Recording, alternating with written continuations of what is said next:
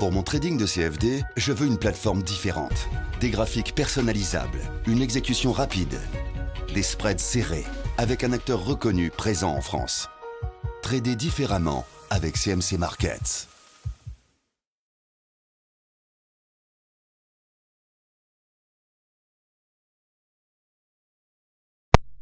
Bonsoir, voici l'analyse technique du CAC 40 pour le 19 mars. Alors il est actuellement 21h35, j'ai voulu attendre un petit peu le discours de Yellen et qu'est-ce qu'elle a dit? Elle a dit en gros qu'il fallait s'attendre à voir les taux remonter. Alors répercussion immédiate sur la paire euro-dollar, l'euro s'envole. Donc vous le regarderez et constaterez par vous-même.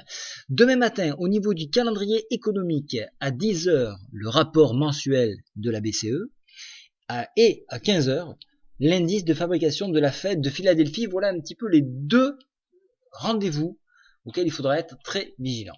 Alors en attendant, sur les marchés, vous voyez que nous avons encore travaillé sur les arcs Fibo 278.6 et 278.7 qui correspond exactement à la MM7. J'espère, tout comme moi, que vous avez profité d'un pic haussier pour shorter l'indice CAC et donc sortir du marché. Actuellement, je suis 100% liquide. Maintenant, je préfère attendre que la nuit se passe pour, pourquoi pas, reprendre position demain. En attendant, qu'est-ce qui va se passer? Vous voyez que donc l'aramis baissier qui était en formation, c'est bien validé et on est venu donc chercher ce contact de la MM7. Maintenant, si on enfonce la MM7, alors à ce moment-là, on pourrait aller chercher la MM20 située à 4937 à l'heure actuelle. Si toutefois on n'enfonce pas cette MM7, alors on reviendra inexorablement vers ces 278.6% de retracement Fibonacci qui se trouveront demain à 5047. Voilà pourquoi j'ai shorté exactement ce point ce soir.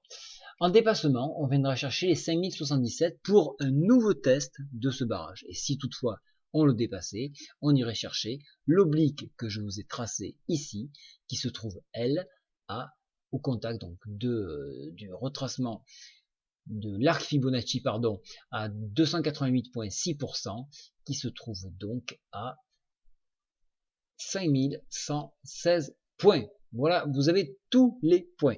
Globalement et techniquement, avec la bougie que nous avons aujourd'hui, les indicateurs commencent de basculer en donnant une tendance plutôt baissière. Mais attention, encore une fois, tant que MM7 est préservé, il ne peut pas y avoir de baisse, surtout que MM7 a servi de support pendant toute la hausse. Donc soyez prudents sur cette MM7. Bonne soirée à tous, au revoir.